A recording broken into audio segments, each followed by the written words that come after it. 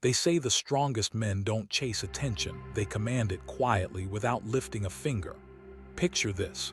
She opens her phone, reads your message, and smiles. You're miles away, maybe in your apartment after a long day. Yet in that instant, you've entered her mind not through gifts or grand gestures, but through words. That's the forgotten art. Most modern men underestimate the power of words. They text without intention, trying to fill silence or prove their worth. But a wise man, a Stoic man, uses his words like a blade, clean, deliberate, and effective. Because when you understand how to text with presence, you don't chase women, they begin to orbit you. But here lies the danger. Too many men text for validation. They speak to ease their own anxiety. The higher value man, on the other hand, speaks to create tension. His messages aren't noise, they are signals. Today, we're peeling back the curtain on 3 powerful texting principles that women find irresistible. Not because they manipulate, but because they reflect Stoic power, calm, confident, and restrained. These aren't wait 3 hours before replying gimmicks. They're philosophical tools, subtle, strategic, and deeply human. Let's begin. Most men try too hard to impress through texts. They crack jokes, pile on compliments, write long emotional messages, all in a desperate attempt to stand out. But here's the twist. You don't become unforgettable by talking about yourself. You become magnetic by making her see herself differently when she's speaking to you. There's a hidden law of human nature. We are addicted to our own reflection. People fall for the version of themselves they love the most.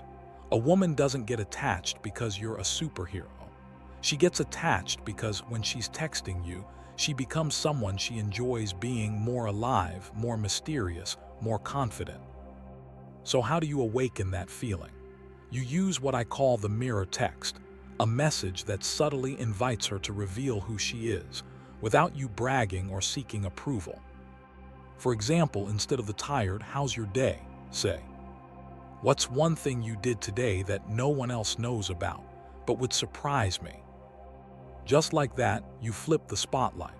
She stops replying out of politeness and starts performing for your attention. She begins to think, to feel, to share something secret or spontaneous. You've turned a dull chat into a stage, and she steps right into the light. Here another. "Tell me the story behind that tattoo." Or, "What's your favorite lie to tell when you want to skip plans?" These aren't empty lines, they're emotional triggers. They say, "I see you. I sense there's more beneath the surface." And that's dangerously attractive. Because a man who makes a woman reflect on her own depth instantly stands apart from the crowd of men trying to be funny or impressive. The Stoic lesson here is simple but powerful. Don't compete for her attention. Create space for her self-expression. Don't tell her how special you are. Let her show you how unique she feels around you. A woman who reveals herself in your presence doesn't just text you, she bonds with you. So remember, the mirror text isn't about manipulation. It's about presence, the quiet power of listening so deeply that she ends up revealing the most interesting parts of herself without even realizing it. Silence, most men are terrified of it. They fill it with emojis, with good mornings, with endless chatter that means nothing. But the wise man, the grounded one, he knows that silence speaks louder than words ever could. Think about a painting. The most striking parts aren't always the brushstrokes, they're the spaces in between. In music, it's the pauses between notes that make the melody breathe. Texting follows the same law. The art is not in what you say, but in the silence that follows. When a woman enjoys talking to you, the average man panics. He tries to keep the spark alive by overfeeding it. He sends another message, then another. "What are you doing now? Did you eat? Miss you already?" But all that noise does one thing: it kills desire. Because desire feeds on absence, not presence. The Stoic man doesn't fear the pause, he creates it. After sending a message that carries weight, he lets the silence hang in the air. He lets her feel it. He knows tension lives there, in that quiet space where her mind begins to wonder, why hasn't he replied? Is he thinking of me? Did I say something wrong? Is he with someone else? And that's when something subtle but powerful happens. She starts doing the emotional work. You're not chasing. You're not proving. You've become the mystery she's trying to solve. This isn't playing games, this is balance. You're not ignoring her. You're allowing curiosity to bloom. You're showing that your attention is valuable, not free. That's what makes her lean forward instead of stepping back. Picture this. You send, "You're dangerously good at making people curious, including me. I'll tell you more later." Then you disappear, not for days, not out of spite, but just long enough for her to miss your presence. You didn't ghost her. You gave her the gift of wondering. That's masculine restraint, the kind that can't be faked. The kind that says, "I don't need to fill every moment. I am comfortable in the silence I create." A Stoic man knows his value because he's grounded in something deeper than approval. He knows that when he speaks less, every word begins to weigh more. And so he doesn't rush to reply because he understands something profound. The pause is the message. When you stop trying to fill the gaps, you let your words breathe. You let her imagination do the heavy lifting. She replays your last text. She rereads it. She interprets it. She writes a whole story in her head. And that's when attraction grows, not in the noise, but in the quiet pull of your absence. It's not how much you say that draws her in. It's what your silence makes her feel. The modern world has forgotten that lesson. Everyone's shouting, posting, performing. But you're still. You're deliberate. You know when to withdraw your attention, not to punish, but to preserve your power. Because when you stop chasing, the world turns to see where you went. So let your silence have gravity. Let her feel your calm like a presence she can't name. Let her imagination do what endless texts never could, make her miss you. Most conversations follow the same rhythm. Light, safe, predictable. A few jokes here, a playful tease there, and before you know it, you've become part of her routine.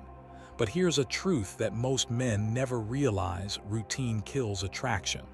Comfort without contrast becomes boredom. To stand out, to stay in her mind long after the conversation fades, you need to disrupt the pattern. Not with arrogance or neediness, but with something deeper, an emotional shift. A sudden, quiet change in tone that makes her pause and feel something different. It's like this. Imagine the noise of a crowded room suddenly dropping to silence and someone leaning close to whisper something honest, almost intimate. That's what a well-timed shift feels like in text. It startles the heart awake.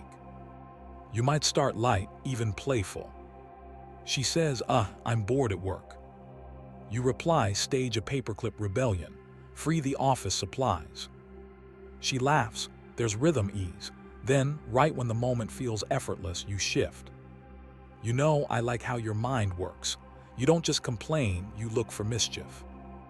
You've gone from humor to insight, from chatter to connection. Suddenly, you're not another funny guy on her phone.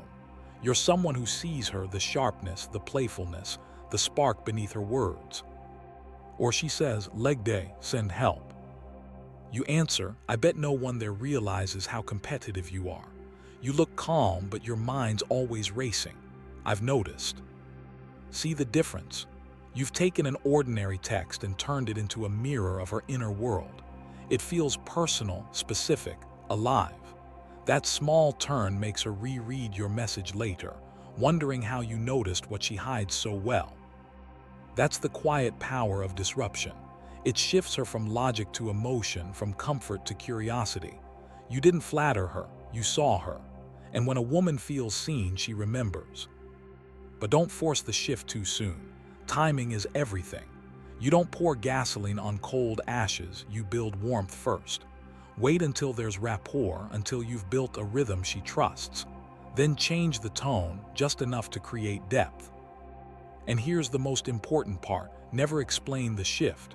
Don't follow it with "sorry, that was random," or "haha, that got deep." You say it and you let it linger, because confidence doesn't justify itself. It speaks once and lets the silence echo. A Stoic man understands that emotions are tools, not masters.